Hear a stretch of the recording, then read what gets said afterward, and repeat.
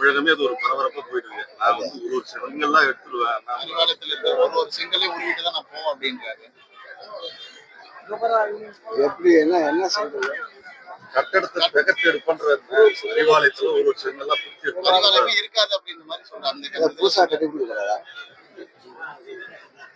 இது இந்த அறிவாலயம் வந்து இது தொண்டர்களால் உருவாக்கப்பட்ட அறிவாலய கட்டிடம்.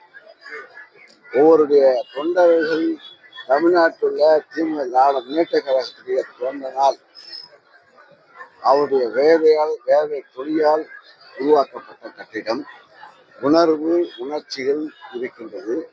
அந்த உணர்ச்சிகளை இவரால் அழிக்க முடியாது.